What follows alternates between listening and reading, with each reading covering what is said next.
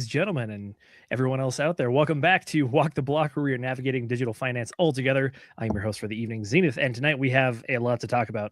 Yes, I did take a vacation, and in that time, wow, you guys did a lot there with the markets, whether it's oil, gold, crypto, and largely being driven, in my personal opinion, by all of the action going over in the Middle East. But outside of that, we have some interesting updates to talk to you about today, whether it is talking about FTX actually repaying people back or the idea of market rate markets for crypto itself.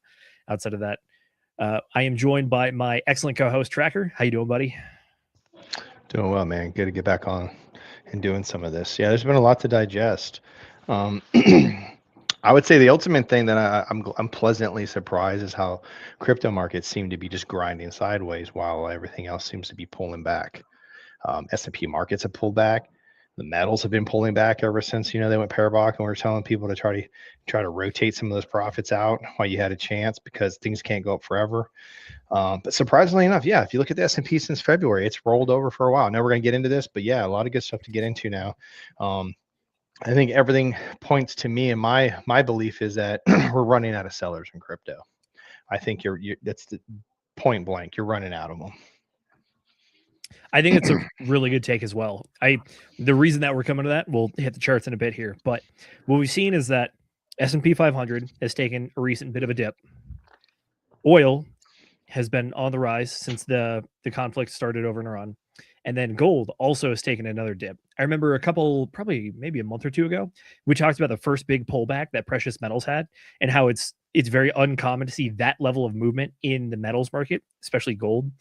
But we also had another one happen as well. So it's kind of interesting to see that the gold market that chart's looking a little bit more like a crypto chart, but we'll discuss all that in a little bit.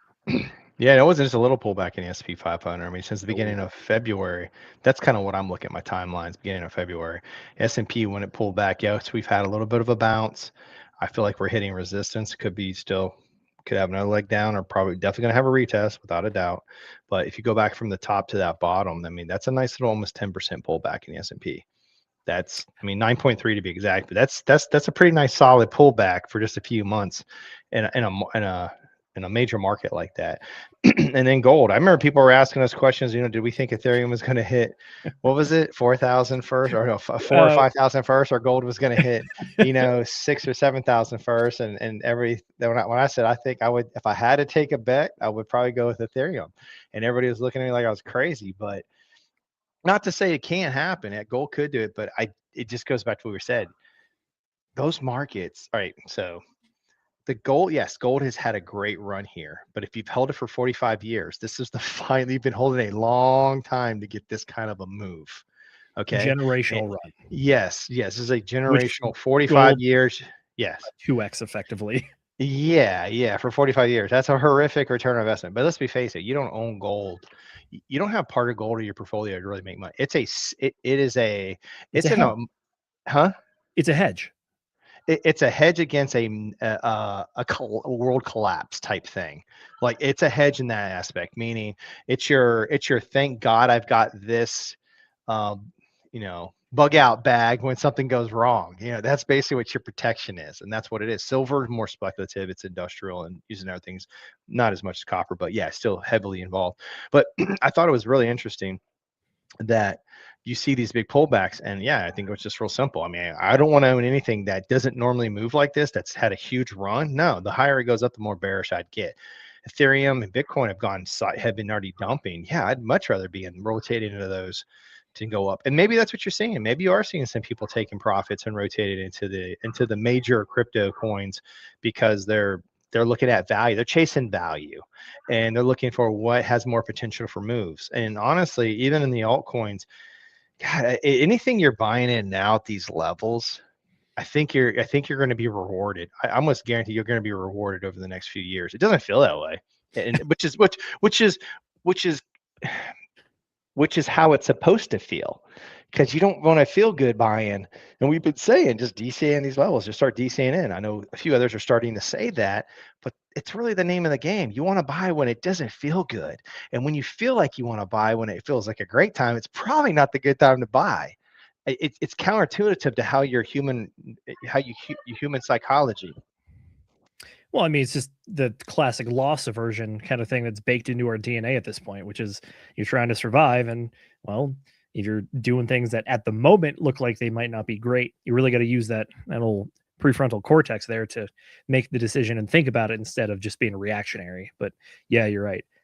And well, that's why we say on the charts, you always want to have your lines on the chart already laid up. So when the prices do go to whatever levels you have, then you already have notes to yourself saying take action here, whether that's sell or whether that's limit orders or whatever. But you take the human emotion out of it. So when it happens, you just do what you've told yourself already to do.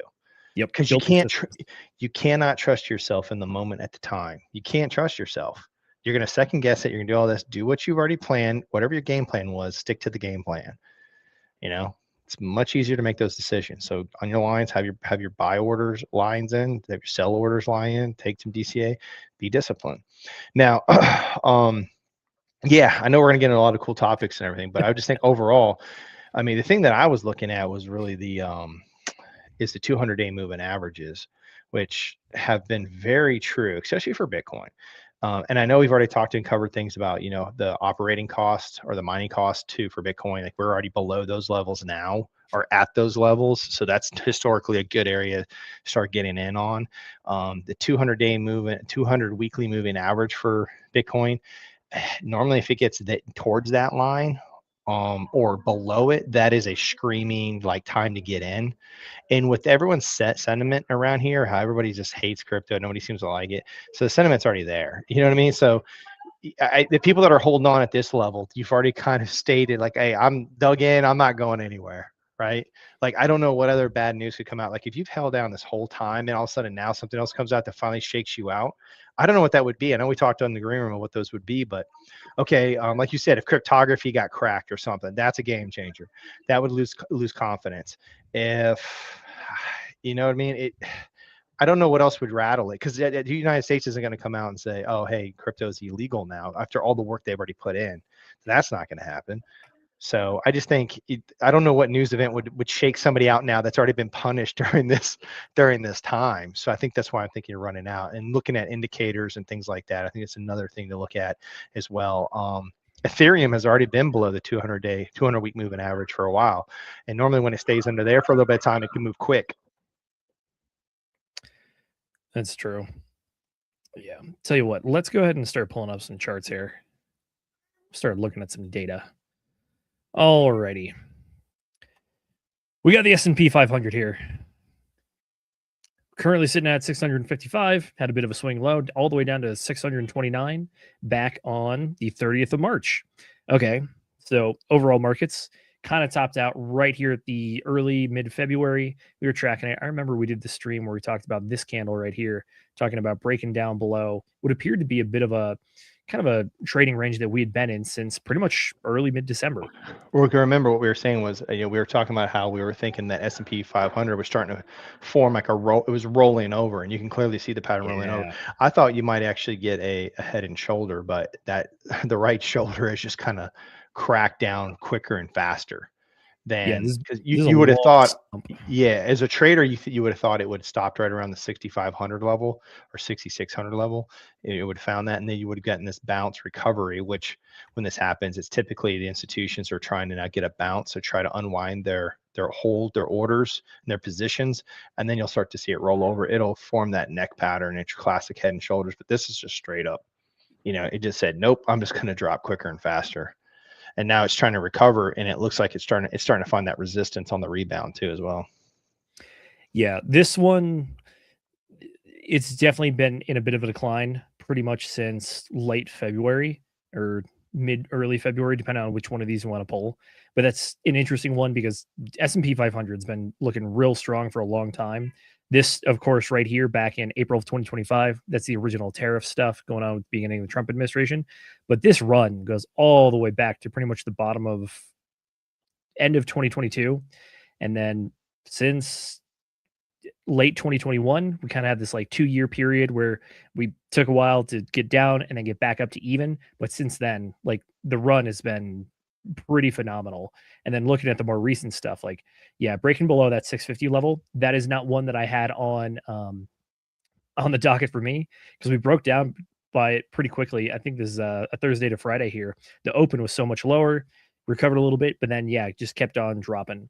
And a lot of this stuff, in my personal opinion, I do believe is in relation to what's going on the global stage with regards to everything that the US is doing over in the sandbox yet again. But one of the interesting ones for me is the VIX, actually. The VIX has been going higher steadily, which is a bit of an anomaly when it comes to the volatility index, because typically what we see is stuff like this, where we have spikes, spike, spike, spike, spike, spike. This one, this looks more like a normal like stock chart or a crypto chart where you have a clear channel that's just ramping towards the upside, which is very unusual for the volatility index. It yes and no. Yes, typically you get these spikes, but you'll see this lower highs and higher highs and higher lows. You will see that forming when it's just constantly more fear is coming into the market. That's fair. And like it's the uncertainty, right? Because every time you have a different headline news now. Think about it. We've got Venezuela was invaded. Now all of a sudden you've got what's going on in the Middle East, and of course oil prices are now being affected.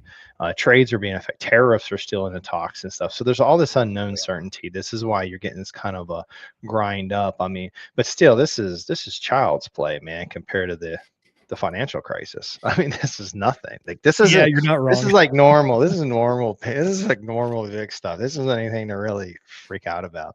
And like we've talked about it in the past, if you want to see what true fear in the market looks like, go back when like Lehman Brothers crashed and you saw the VIX hit like 200 or whatever it was, or 150. That's like oh my God, is the financial crisis? Is everything going to collapse and just go under? Like that's true fear. This is kind of more of that being digested. I look at that VIX as being more digested as it's been grinding higher. I see that as well. Yeah, because I mean, look, volatility is going up, but I think partly because it's not just like spiking. It's why we saw what we saw with the S&P 500 chart, which is more of a steady like trend decline over the course of a month or two. That makes sense looking at it. Now that we're kind of at the bottom or a perceived bottom, I could see that's why the volatility is higher. People are really throwing out the questions of like, okay, which way is it going to go? Do we continue down, or is this actually a reversal? Because the reversals are some of the harder ones to see. It's pretty easy to identify an ongoing trend, but identifying the change in trends, aka the reversal, that's one of the trickier things to do when it comes to reading the charts. Yeah. No, I get it. I would say normally I've always have a line on here. Typically the bottom of the VIX for me is typically right around 10 is the rule of thumb. 10 meaning it's gotten very quiet, it's very calm, like there's nothing to see here, right? Just kind of no, there's like almost too little fear in the market. Like the market itself is getting complacent almost. That's how I look at it. Anytime the VIX is up there near the 24, that's kind of a normal little spike. And anything that stays between 24 and 36 is where you're starting to get more of a true uncertainty in the market, or kind of digesting through these rough times. And that's what you're kind of seeing. I mean, we had this during the 2020. Like honestly, the VIX stayed a lot of times between that 36 channel and the 23 channel for most of the time, all of 2020, obviously COVID. Then you have 21, then we dipped under, but then we grew during 2022, we kind of stayed in that entire range as well. So yeah, you get through these periods and times.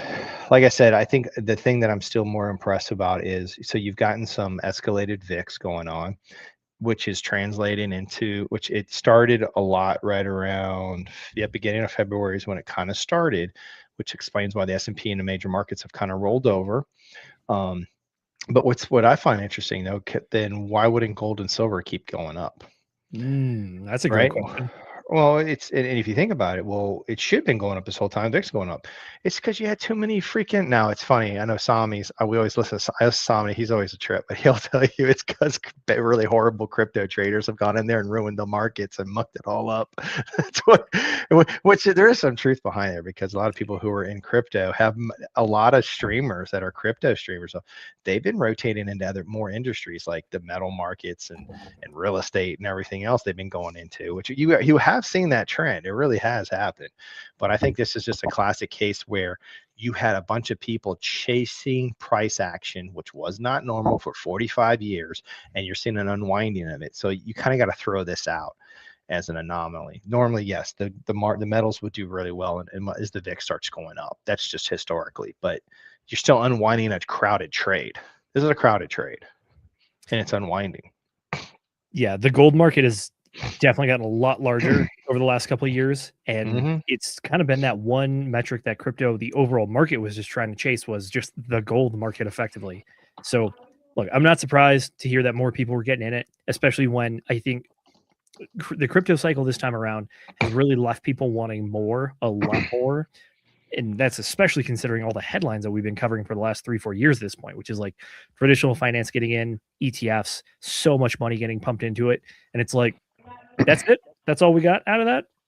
That's all of it. It's like, yeah. Yeah, like right. The overall crypto market's exactly where we were a few years ago. Like we haven't really gone up at all. Yeah, we've had some spikes, but right now, what are we at? 2.5 trillion market cap. Yet here we are. The silver market is between 5 and 6 trillion. Give or take 5.8. But then we have the gold markets at right around 32 trillion. So yeah, I mean, look at that, dude. Like what? Like these markets exploded. The metal markets exploded. It is such a crowded trade. Yeah, look, and this goes back to what we were saying on the show when we are trying to tell people. And some people were looking at us like we were batshit crazy, but it was the fact. It was like, yeah, I'm not chasing a market that's just going parabolic. Would I have gotten bullish on it? Back when it broke out of its channel, right around which I was doing some of this, right around September of 2025. That's when it broke out of this long-term channel, almost an upside wedge. Once it broke through that, it was a really quick move up all the way until you got until October of that year. It really moved quickly. And then if you could have taken some profits, and then when it really went parabolic going into January of this year, all the way, hitting its top at the end of January, I would say, I think we were screaming at people, man, God, take something off, man. Just take anything off, something. Don't get greedy. And certainly don't put new capital in when you've got to move like that, which you saw everybody lining up in stores and everything else. So to me, it's simple. You don't, it's like anything else. You don't chase anything. You don't chase markets. You buy when nobody wants it. And guess what nobody wants now? Nobody seems to want crypto. Well, then that's what I'm buying. and like I said, if you look at Ethereum, look at Bitcoin's markets, we've been grinding sideways. And what's even more surprising, I think, is specifically Ethereum. If you look at the Ethereum Bitcoin chart, Ethereum is outpacing, it's grinding up over Bitcoin's price. So it's outperforming. I mean, not by a lot, but it's grinding. It's going sideways and it's getting higher highs and higher lows in the Ethereum to gold ratio. So it just tells me Ethereum seems to be the better bet. Now, there have been some outliers. There's some other crypto coins I know that are out there that have, doing better against like the others markets or the other, pairs are doing good, but you got to dig for those. But the Ethereum to me is and I know we're going to talk about it, the Clarity Act and some other stuff, but I'm sorry, I'm bullish on Ethereum. I'm bullish long term. I have no problem just sitting here holding Ethereum for nth number of years. I mean, decades. I don't care. Now, don't get me wrong. If things go parabolic, I would be happy to take profits in some things and just risk management 101. But Ethereum has been suppressed. TradFi has suppressed. I mean, somebody has got to try to prove me wrong. I'd love for somebody to try to prove me wrong. Tell me that Ethereum was not suppressed by TradFi. The price was suppressed. You're going to see an unwinding going on, especially when we get more clarity out of all this stuff and tokenization starts kicking in, and Metcalfe's law really starts kicking in because of the network effect. It's one of these things. It's a law. I'm playing the long-term game. I'm not worrying about next year or 6 months. Now, get me wrong. Trade, sure, we can talk about that all day long. But right now, I think if you're building up positions right now and DCing in at these levels or in their coins, I think you're going to be very well rewarded. You just got to be able to just bite the bullet and do it. Because like I said earlier, when things feel the worst, when you're putting money into it, that means you're probably doing it correctly. Yeah, I think you're entirely correct about Ethereum.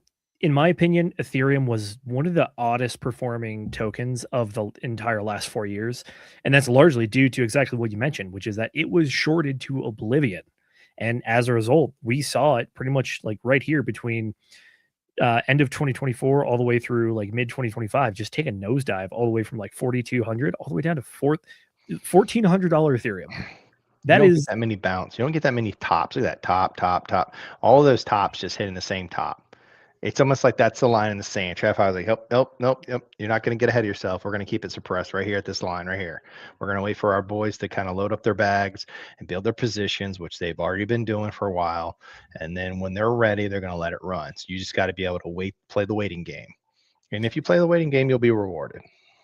yeah. And I know that this is only in hindsight, but when I'm looking at this chart and I'm thinking about Elliott waves, I'm looking at those macro 1, 2, 3, 4, 5 waves going on. You don't see that in this chart because realistically, you say, okay, here's the bottom, here's a 1, maybe your double 1 to get up to here, and that's your 3. But where's your 4 and 5? Because if you go off those basic principles, it means that those waves have to not like coincide with each other. And if you try to draw like a wave 4 right here, guess what? You went all the way back down below your the end of your 2 wave effectively, which is just outside of the rules. And for a trending market is something that is trending. It's not being interrupted. So what I'm seeing here, granted, we can only do this with hindsight now, but it seems kind of obvious. It's like, yeah, that's an interrupted market. There are other forces going on outside of just the market psychology and people buying and selling. It is outside forces actively trying to affect price, and that's what we saw. When it comes to the overall crypto market, like you said right now, though, oh gosh, that's a hideous chart. Let me get a different one. Short trader's dream. Yeah, pretty much. I mean, a short-term trader's dream right there. Just tons of signals. Yeah, but we're on the weekly here, so that's the heads up I got for you. But like you said, yeah, we're chopping sideways, and we've kind of seen this for a while now, pretty much ever since the Great Liquidation event. Dropped, tried to figure out what we're doing, dropped again, settled for a while, dropped again, and now we've settled for a while as well. Pretty much 2 full 60-day cycles of just straight sideways before one massive movement right at the end. So on the short term, what we're looking at here is we're on day 56 of this cycle going on right now. We pretty much had another retest of the low back in late February. We only got all the way down to 62 as opposed all the way below 60,000. But right now we're sitting at 66 after having a nice little high there of looking at about like $76,000 Bitcoin. And at this point, we did break well above the 20-day moving average, broke above our 50-day. Even the 20-day moved back above it temporarily before, price broke down again. But what we're looking at here, this is very much ranging. It's sticking between these areas of like 76 and 62. Granted, those are the extremes, and the majority of it really falls between 64 and 72. So in crypto land, where volatility is baked into everything, we're not seeing a lot of volatility, despite seeing volatility in the macro markets that we looked at the beginning of the stream. So in what I'm looking at here is I'm seeing that the crypto market is actually moving separately from the traditional finance markets. And I think it goes back to what you said in the very beginning in the intro there, which is like one of the explanations for this is that we just run out of sellers.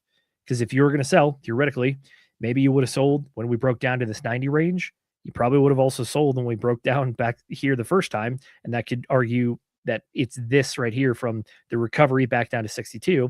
And then since then, people have been buying it up, maybe a few more just doing like some real short-term trading and stuff. But this chart looks fundamentally different than what we're seeing with like the S&P 500 and the gold markets and stuff like that. So in the world of crypto, like, yeah, we talk about the correlation, risk, having a risk on or risk off at environment going on. And crypto's been kind of risk off for a good bit now, at least the last 2 months, that's for sure. And the rest of the market kind of feels like it's catching up a little bit. Yeah, I wanted to look at the Russell 2000. I haven't looked at it in a while just because that's the traditional risk on market.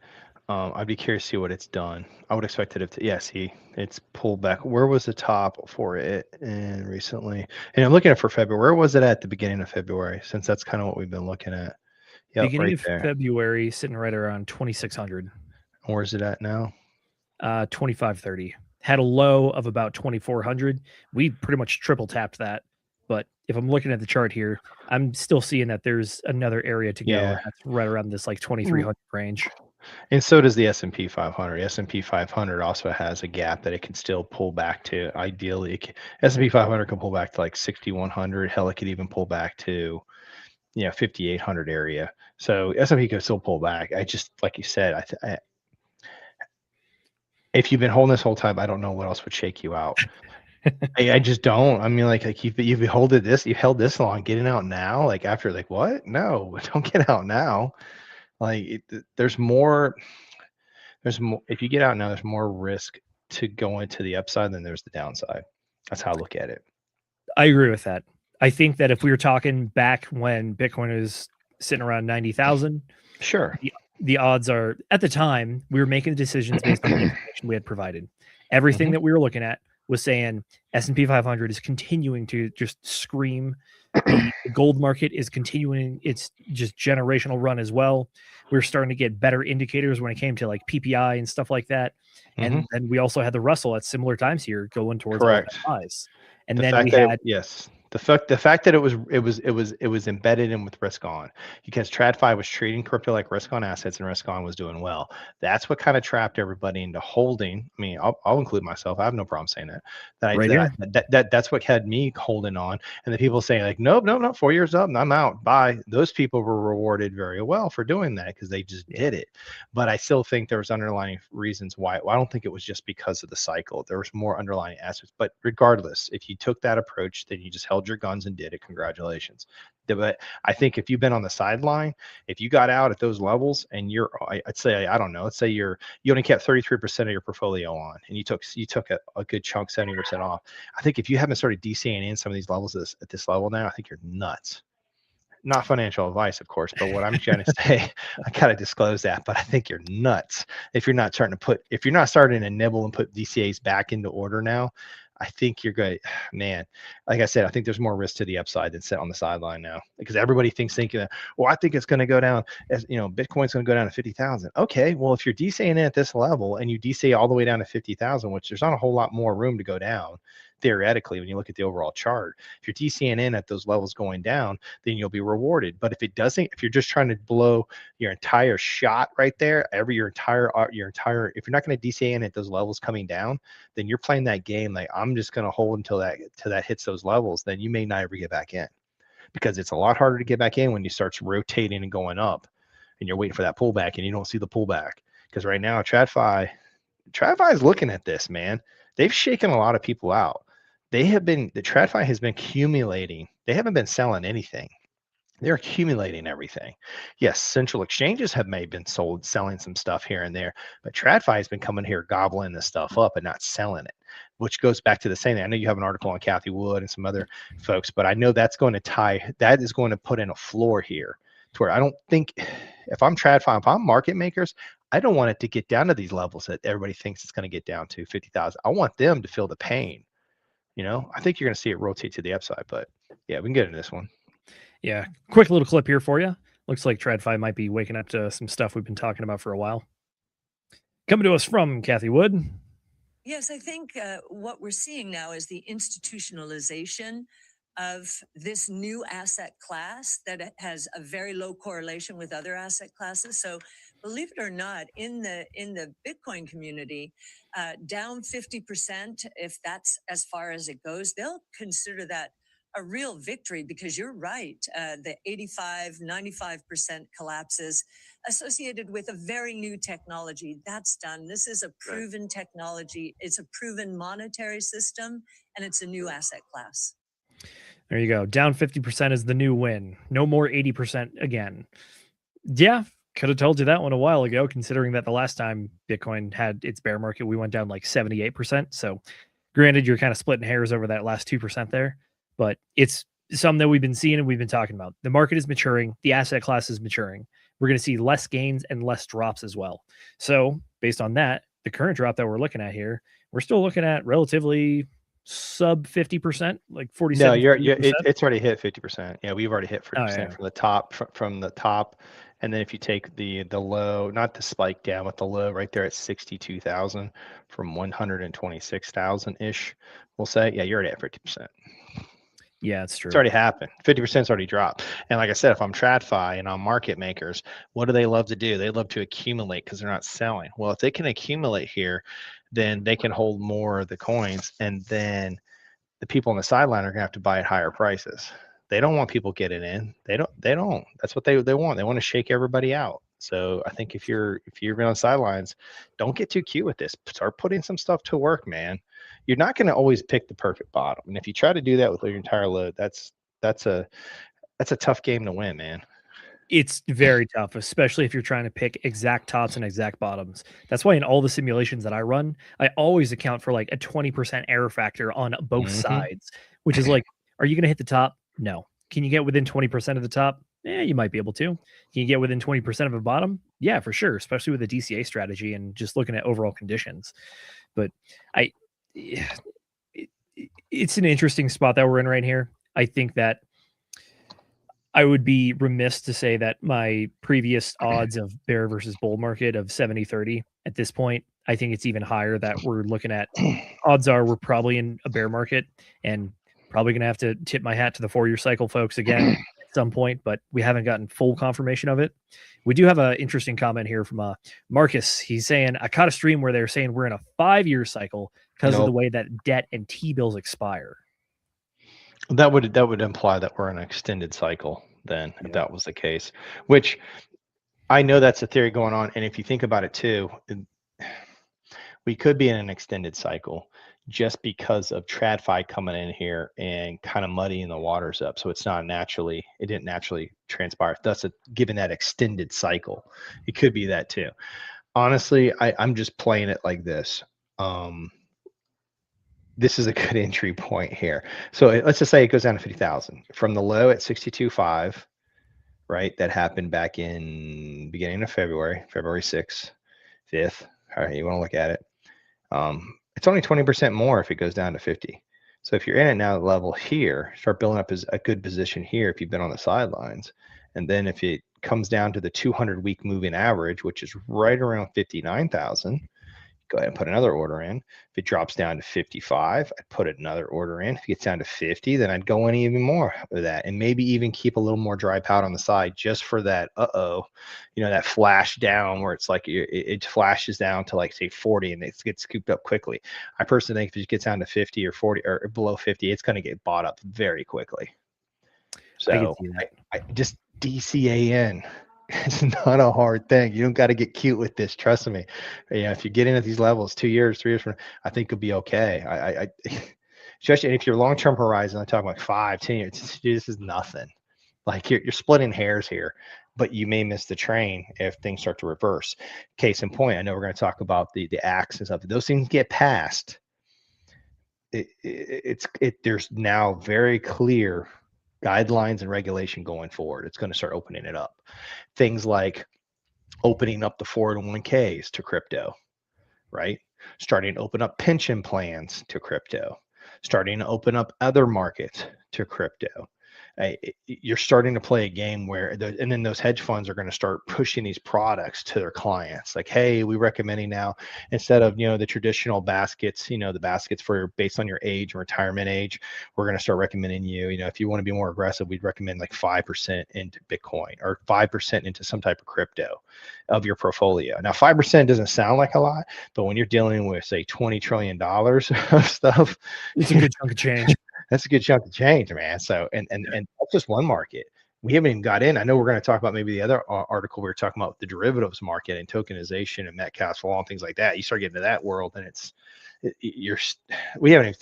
tonight's show, we haven't even talked about tokenization aspect. I know we talk about it all the time, but and if you know what Metcalfe's law is, really it's still simple. It's just basically the users that are on the side. If more people come to it's another term is just network effect. So if you've got like Ethereum, and keep in mind, Tom Lee and TradFi are trying to price it now. They've been working on this model, trying to price it. How do you price something new like this? It's really hard to do when it's a new model or a new product, but crypto is. Tokenization certainly is a new product.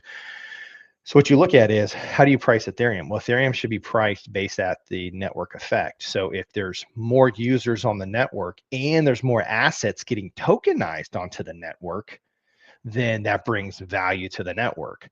More value. And if you're talking about tokenizing, I know the S&P 500, the NASDAQ, they're talking about tokenizing these markets. They're talking about, and there's rumors that now they're trying to set some of the groundwork for the credit swaps derivatives market. They're talking $500 trillion market. You don't need a lot. You can take a little sprinkle of that market, and it would cause things to really move quickly by moving things to these markets and tokenization, that's essentially what the Metcalfe's law is. more people, more activities, more transactions, more everything keeps coming, and it's a growing network, and that's how you get the explosion. And Ethereum being the token on that, you could get a lot more. I know there's been rumors about other tokens or other networks that it could be moving to as well, but Ethereum's still the 800-pound gorilla because it's been proven. It has all the check boxes for most people to move to that network. That's for sure. I just to finish off the comment here, the 5-year cycle or an extended cycle, it's something that we've talked about pretty extensively, which is that like a lot of the macro factors were starting to get desynced from the 4-year cycle. So the case for that, honestly, if you are still a believer in a 5-year or an extended year cycle, you're still in the middle of that case study, meaning that it's not done yet. And yeah, I know that one of the biggest points that people refer to is the top of the 2021 cycle, where we had a 55% correction that lasted all the way from, what is this? Early April all the way through late July. Granted, that's only like 3 months effectively, and we're a bit beyond that now. But yeah, that kind of correction, I understand that that's what we're looking at, but I think that because it's a little more drawn out this time, you really got to point to something that might even be longer than 5 years. And that's just talking about the cycle itself fundamentally shifting. Yeah. Tell you what, Tracker, do you mind go ahead and introducing this little article right here? I got to be right back. Excuse me. Yeah, sure. So this is an article that we were stumbling across and I was looking at it. It's really interesting. So this company is basically raising this money to start looking at building the infrastructure for this onto mainly the Ethereum network. So we talked about the tokenization aspect, right? Well, Ethereum is the one market that can really essentially has the checkbox for all that. So if this company, which has already raised this money, and that's only 2.4 million, but they've raised the money because they're going to start building out the infrastructure on chain that will allow for the credit swap market to actually exist on the Ethereum. Now, I'm not saying the entire Ethereum and this entire market's coming over. I'm just saying this is just one of many examples we keep talking about how people are investing into cryptography, tokenization, and expand these networks to bring everything onto on-chain. You could almost look at the Ethereum network, essentially how Google brought the internet, organized the internet for you. Like Google, hey Google, it's irrelevant. It organized the internet to where you could actually use it more properly. So consider Ethereum like the Google. In my mind, I'm treating it almost like the Google to the internet. That's going to allow you to move into here. And we'll go into this article once Zenith is back, but I can't stress it enough. This is happening. We've seen real estate getting tokenized. We talked about it about a year ago. Now, interesting, they picked the Avalanche network, which was surprising. So over in New Jersey, they did, I want to say 200 or 20,000 or 200, some crazy number. It might have been 20,000 properties in New Jersey were moved over and tokenized on the Avalanche network. And that was being done by the city because they realized how much overhead costs it would cut. Obviously, that's a project they're doing. So you're seeing a lot of these proof of concept projects going on to see what's doable and what's not. But as they start connecting these connections and tokenizing these things, you're going to be able to start having those assets on there, and that's where the Metcalfe law starts kicking in too, which is really cool. I would just say that on this one, it's really surprising because I have yet to see anybody talk about the credit swap markets. And if you don't know what the credit swap markets are, this is where most of the money in the world lives on. There's more money in the credit swaps than money that exists because things are so over leveraged. Now, in the credit swaps, the thing that's interesting about this article, because I wanted to get into it here so we can talk about it, but and I don't have access to the one that he's showing me, so I'm bringing up the article now to dive into it word, line by line. But the credit swap market is where your puts, your calls, your leverages are happening. And unfortunately, this is also the reason why the markets are so manipulated and so messed up around the world, because everything is like 100x leveraged on how things are working, which is really frustrating, but that's kind of how it is. Let me bring this up real quick for you guys. Come on. All right.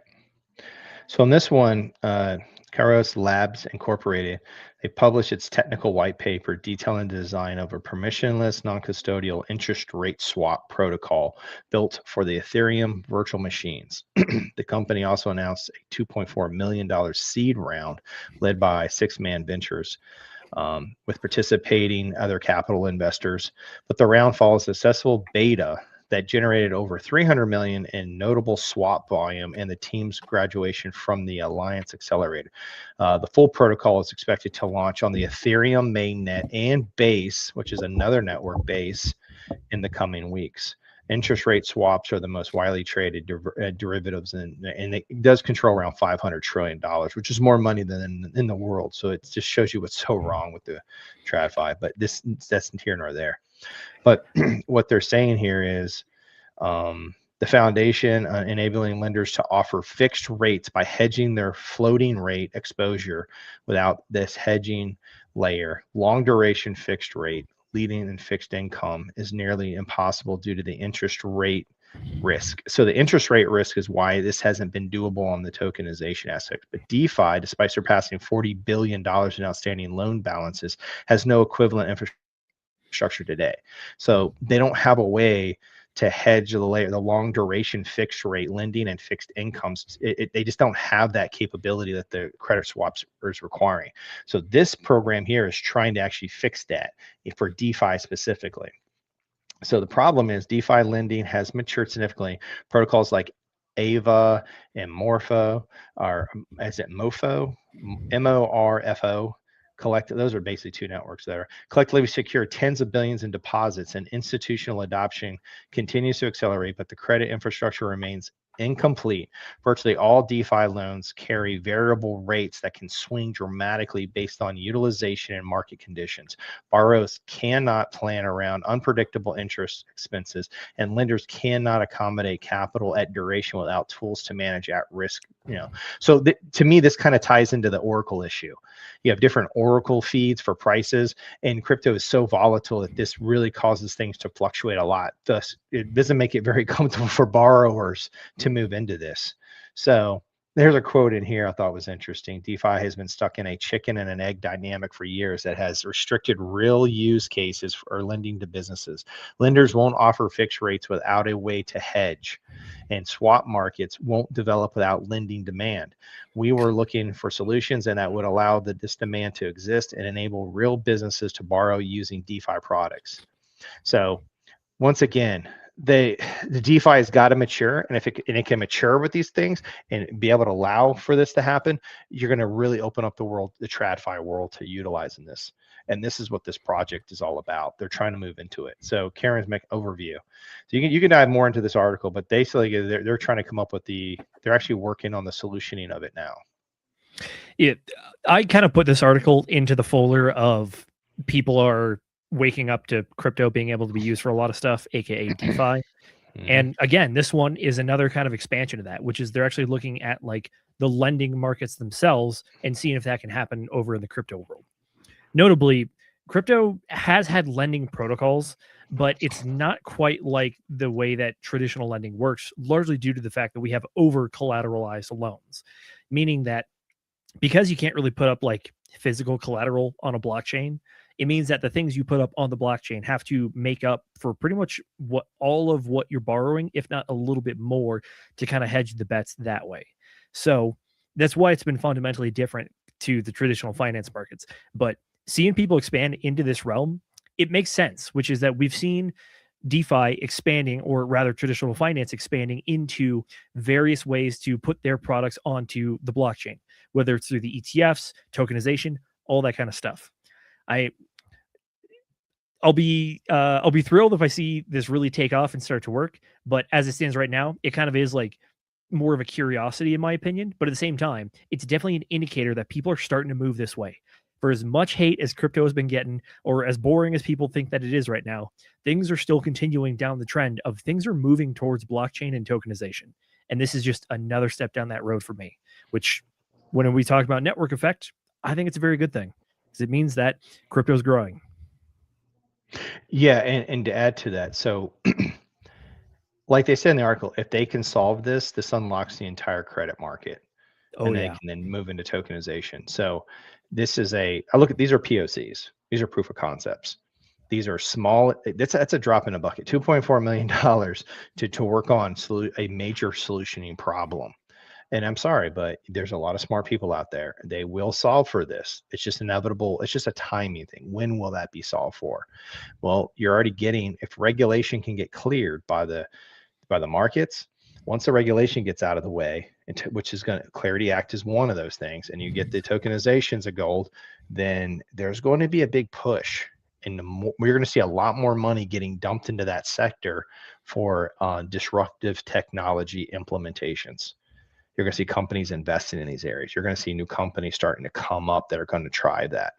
Now, if you've got the conspiracy out there that Google's technology was handed to them by the government or this and that, then who's to say they don't already have this technology? They've already got it figured out. Maybe it's going to be another company, maybe like Palantir or something like that. They're going to give what I'm trying to get at is, once regulation gets out of the way, you're going to see things exponentially take off quickly. And that's why I also feel like the prices are going to start to move quickly too.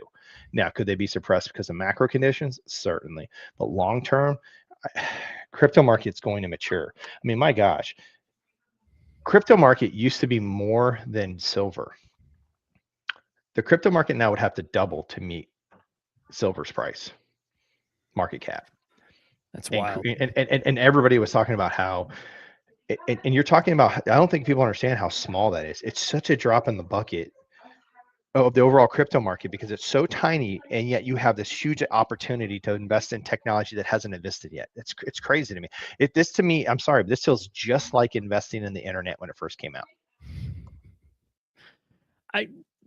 Look, you're not wrong. I was a bit too young for that one, but I get exactly what you're saying. And I'm curious to see if we have a bit of a .com bubble, or if we've learned that lesson and that you can't just pump up stock prices based on I have a domain as opposed to actually having usability. And from what I'm seeing, I think we actually did learn that lesson, which is go for it. I think the .com bubble was the FTX collapse around that time. Fighting the SEC, the FTX collapse, and everything that happened in 2022. Like, if you put all the events together, it's a bloodbath, right? You had money being thrown at this stuff. Much money was being thrown at stuff. There was rugs everywhere. There was companies going under. It was just the wild, wild west. So I kind of consider that the .com opportunity. That's how I look at it. And I also, when you were offline, I kind of looked at, Ethereum network, to me, as I'm treating how Google was when it came and brought the internet and organized the internet for everybody. That's how I look at Ethereum. Okay. Google was the effect that actually allowed you to now, at the time, you think way back when the internet started, it was kind of clunky. You didn't know where to go, how to do it, but then Google allowed you to organize your thoughts. What are you looking for? What are you trying to find?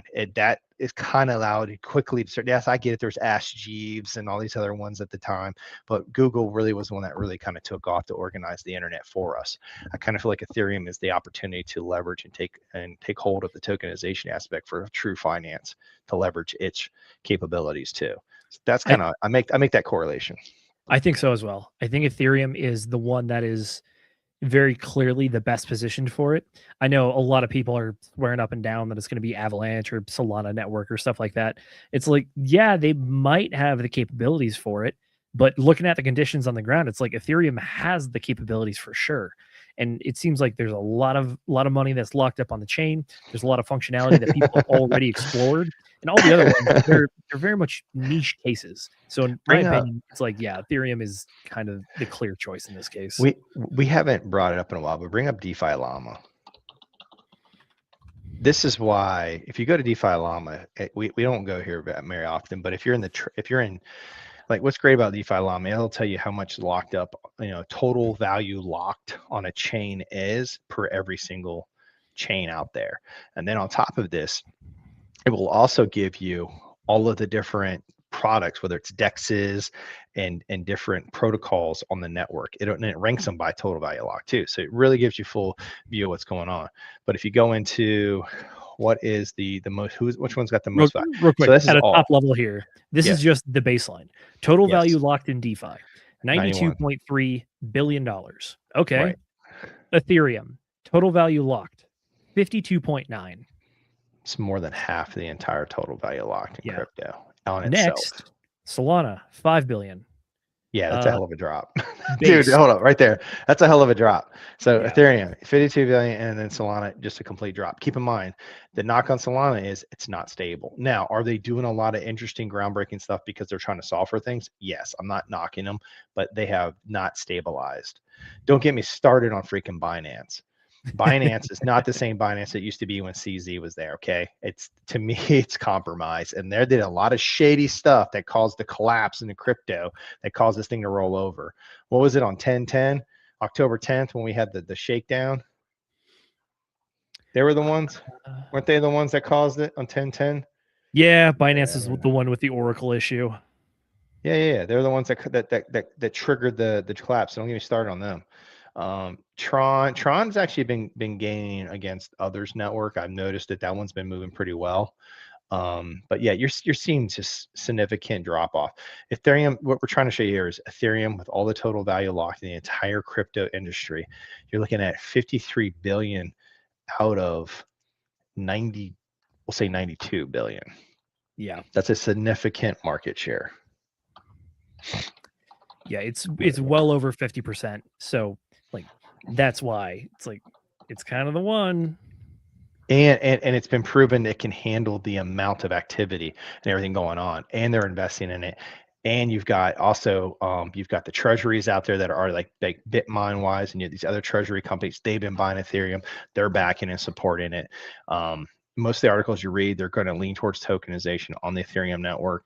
Could there be others? Sure, absolutely, there could be others. Like I was telling you when you're off screen, I brought up, we talked about it about a year ago, how they tokenized in New Jersey a bunch of real estate on the Avalanche network. Yep. So there are some other outliers out there, but Ethereum is just, the infrastructure is there, everything's in place. So unless somebody comes up with another network, then it's going to be this, unless something else rises to power. Yeah, I know this might be a bit of a dark horse pick kind of thing, but the only other one, in my opinion, that really stands as like a real big one to gain is Avalanche. And that's because not only did they start doing all the real estate tokenization stuff, but that's also the network that some banks tried doing private resolutions through. Was they had their own private network through Avalanche to do interbank resolution of like debts and daily balances and stuff.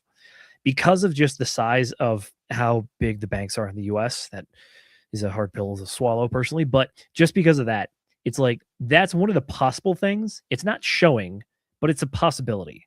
So because of that, it's like, yeah, that's your best dark horse pick. Outside of that, all roads point to Ethereum. Yeah, I would, yeah, exactly. All right, what do we got going on? And if you don't visit a DeFi Llama, I'd highly recommend you doing it. This is where people chase yield. This is where everybody looks at, where can I stake? Where can my money be treated best on which network? So if you're in the DeFi network, if you don't understand this, shameless plug, you can come over to our area and we can be more happy to dive into these things with you guys. There's tons of products we cover and we go through. Yeah. So our goal here is really dive into this stuff in more detail. We just wanted to share some stuff out there. If you're not familiar with DeFi, get familiar with it. Especially now, like the Clarity Act, the big knock on the Clarity Act is stable coins. But they're talking about stable coins on central exchanges. DeFi ain't part of that. Correct. DeFi ain't part of that. It's not. This is DeFi. That's why it's called DeFi Llama. This is just a tool that kind of scrapes everything together out there in the world. And that's the other thing. If Clarity Act doesn't want to include staking rewards for stable coins, other countries will be more than happy to take the clientele. That's just how it's going to go. And they're going to learn the hard way. Like, you can't stop the world from going a different direction. There's opportunities out there. And the big knock on Clarity Act is real simple. The banks don't want it because if you can stake a stable coin and earn, say, 4 to 5% yield on it, they can't come anywhere close to that, and it would destroy their money market accounts, their CD, all the products that the banks provide. They give you fractions of percentage returns, like peanuts compared to 5% on you just holding a stable coin. So you're holding straight up cash in a stable coin. You're going to earn 5% on that. Yeah, there's banks can't compete with that. And that's their big knock. That's why they're fighting it, because there'd be an exodus from the banking systems on a lot of their products they hold. And they're going to do that. But here's the thing. More and more people figure out about this stuff that are holding on, say, substantial amount of money. They're already moving down that rabbit hole. Like smart money is going to go where it's treated best. And that's what you're going to see. Now, they're going to stymie this and try to do what they can, which I kind of feel like they're cutting their own risk, because the banks, so we've talked about this too, the banks are already own some of these central exchanges. They only own Coinbase and Binance and some of these other networks that they're invested in. The banks are going to invest their money. They're going to own some of these central exchanges. So essentially, they're still going to be involved in these products one way or another. So I don't know why they're fighting it so much, except that maybe they're trying to stall to get more infrastructure in place so they're more positioned better. So when it happens, they're more prepared, just like how I feel like personally, I feel like they suppress the crypto markets, mainly Ethereum, so they can go ahead and put positions in until Clarity Acts and regulation gets in place. It's possible. Certainly. I think a delay tactic is a possibility. I think another large possibility is that just the ability to have a monopoly on something like this is so massive that I think it's definitely worth trying to fight for.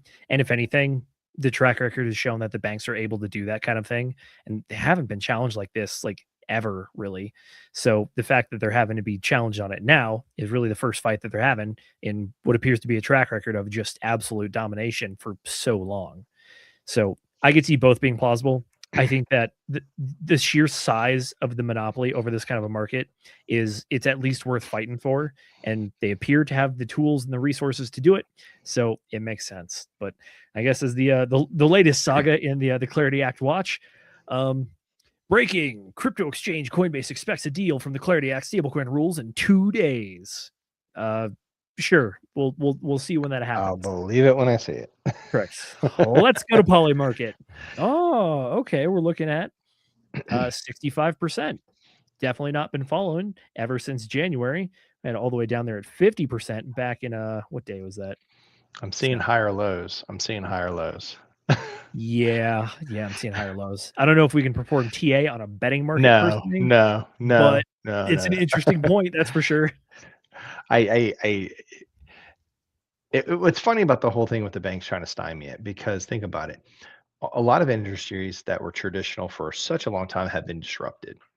You have the energy markets being disrupted, right? Whether you like these products or not, it's irrelevant. What I'm saying is you had a threat to traditional natural gas and oil and things like that. Then you had the solar companies come out trying to fight them. You've had with Tesla fighting the monopoly on the car manufacturing companies. You've had Tesla also take on the juggernauts of the space industry that was very much monopolized. So this is now taking on the banks, which is very well monopolized. You're seeing a threat of new technology coming in. And here's the thing. All of these industries will still be invested. It's real simple. They try to suppress their competition, but then when the competition finally rises up, then they simply position themselves in those competitions so that they hedge their bets. And that's all that's going to happen here. And they've already have started hedging their bets. I mean, Grayscale owns a good chunk of Circle. Circle owns USDC. Some of these other big hedge funds are already own Coinbase because it's publicly traded. And other infrastructures have been bought. So yeah, they're going to hedge. It's nothing new, but they are definitely slowing things down. I mean, the king of slowing down was Gary Gensler. I mean, he was the king of slowing everything down. In a class of his own, truly. Oh my gosh. Yeah. The era of Gary Gensler is wild. That halted, in my opinion, the crypto industry for a hot minute there. Oh man, he completely brought the crypto market to its knees. One guy with that much power. That's crazy. But well, it's one guy at the head of arguably one of the most powerful executive agencies the face of the planet has ever seen. So it's something for sure. This is true. Yeah. I don't know. The Clarity Act, I think the Clarity Act's going to get passed. I think how do I put it? So the line in the sand, stable coins. Oh, is Coinbase going to give in? Because the banks aren't going to give in on the stable coin yield. They're just not. So if you can remove the stable coin yield out of this, it'll get passed. That's basically what it comes down to it. And if they're not, then this could be a stalemate for a long time. Like, honestly, I kind of want Coinbase to just get the heck out of the way and just let this thing go through. Yes, what I love to see, do I think free market capitalism, and who the hell are the banks that say what we can and cannot do? Yeah, I would love to take that stance. But it's not going to, here's the difference. What's the difference between a bank and a central exchange? Is there any difference? One has a direct access to markets and market making, and the other does not. But if the banks are partnering with Coinbase and they let these things go through, the central exchanges and Coinbase included will probably open up a lot to that, and we'll have access to it. Yeah, I could see the hypothetical where the banks come to an agreement where they allow Coinbase to do the stablecoin yield only if the banks are also granted the ability to do the same thing as well, at which point it would be a competing market. And at that point, you would probably have the crypto exchanges offering a little bit better yield, but then the banks offering a little bit better yield than their existing products, but not as good as the exchanges. And the tactic there is to be like, oh, we're more stable than these exchanges. We've seen what happens to them. They go down, they collapse.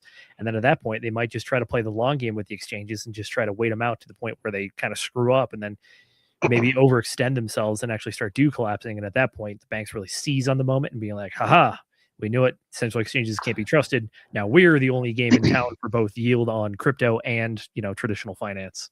True. But even if this did get passed, the banks can still offer these products too.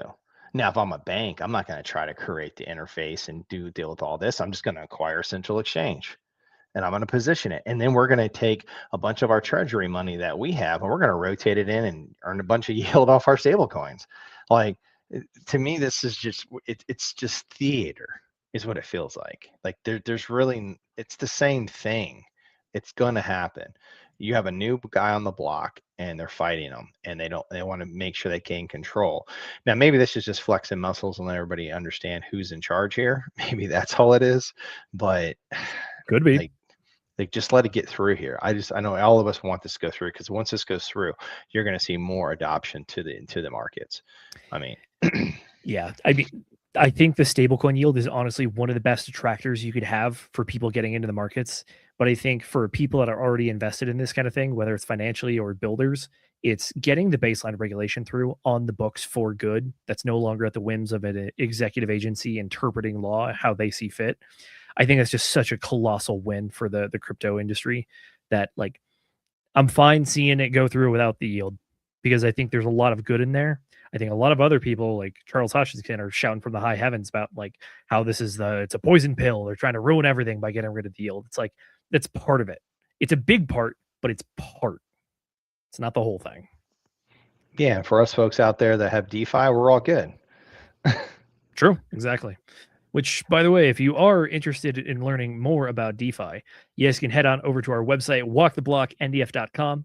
Over there, you can find the sign-up page to get inside of our membership, inside the private Telegram community, where we talk about all this stuff and more, including hosting private live streams and answering all of your questions from the good people out in the audience. Which, by the way, shout out to everybody showing up tonight. We see all you guys, Centurion 54X, Marcus. Appreciate all the great commentary you've been having going on tonight. And yeah, this is where you can find all of the latest and greatest when it comes to us outside of our publicly available stream here on YouTube. But we like to say that the waters get rough, so don't sail through them alone. Come join us as we navigate digital finance together, private mentorship, exclusive live streams, Q&A. Go from beginner to intermediate to expert with us. So when we all work together, we can all win together. Alrighty, good sir. That is about it for the stream here tonight. Any final thoughts before we get out of here? I'll just reiterate again. It's a great time when everything feels like it's all over and it just sucks. That's probably the best time to be DCing in. I'm still DCing in. I have not just in traditional markets, but also in DeFi, DCing in. I've got some that are just time based, especially at these levels right now. I have no problem just doing a time based DCA. You're going to get rewarded at these levels. Like you just have to have more patience now at this time, but you will get rewarded. There's so much pessimism in crypto. This is the best time when things are just brutally beaten down. Great time to get in, man. Load up your bags, try packing it in. If you've got DC on the side, start just nibbling and moving your areas in. If you're all out of crypto, man, and you got out on the 4-year cycle, man, kudos. I'm envious of you. Congratulations, holding your own. More power to you, but good God, put something back to work, man. Put something back into the market. Don't just sit on the sideline trying to pick a bottom. Like you've already won. You've avoided a 50% drop. I mean, good Lord, it's a 50% discount on the prices that were back in Q4. Go ahead and start going back into that. because like I said, crypto is holding beautifully up against other markets. You would expect risk off assets. Russell's been rolling over during this time since the beginning of September, yet crypto's still grinding sideways.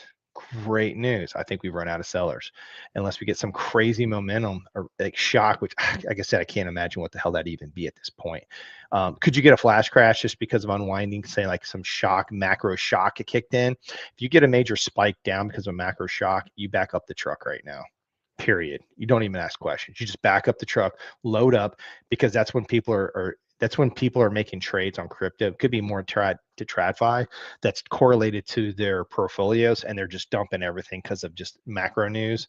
You will see that occasionally. That's a clearance sell, and those typically get bought up within a day, maybe within hours.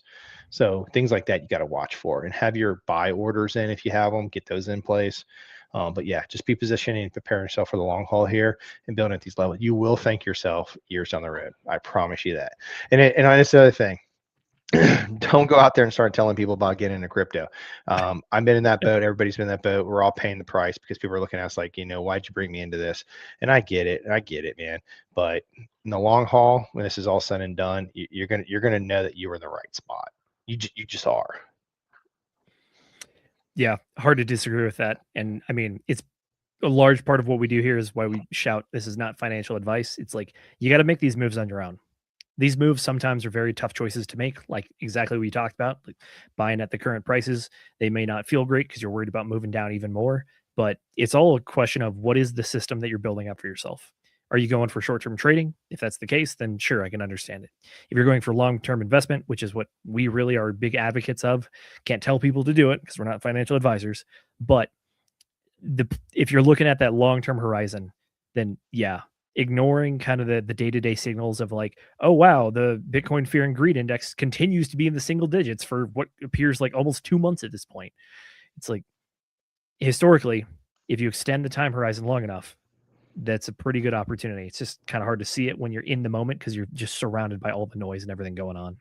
Correct. And don't chase markets like people that chase the gold and silver. Oh yeah. Yes. Oh yeah. Gold did great over the last year or two. Fantastic. Look at how it compared to the S&P 500. S&P 500 has 20x the gold market if you do a comparison on. I'm just letting you know. I mean, just zoom out. I know everybody says that cliche. When in doubt, zoom out. I get all that, but it truly is the fact. Look at the long-term horizon. Don't look at these anomalies. The headlines are just there to confuse people. They really are. True. Alrighty, tell you what, that pretty much does it for this evening. Folks, you can find us over on X and all the other social medias for Walk the Block NDF, and then we will see you guys next week. We are shifting to Thursdays for our stream dates. We'd love to hear the feedback from you guys about what you think about the time slot. This appears to work out very nicely for us over here, and we hope it works out nicely for you guys over there. And if it doesn't, well, there's always Replay Gang. We love seeing you guys out there. I know Centurion said he's going to be on that one here tonight. But yeah, give us some feedback. Love to hear what you guys want to see. We're here to help serve the people, all you guys out there, trying to get more people in the tribe working together with us. Outside of that, that is all we have for tonight. So, ladies and gentlemen, with that being said, we'll see you guys next Thursday. And until then, good night.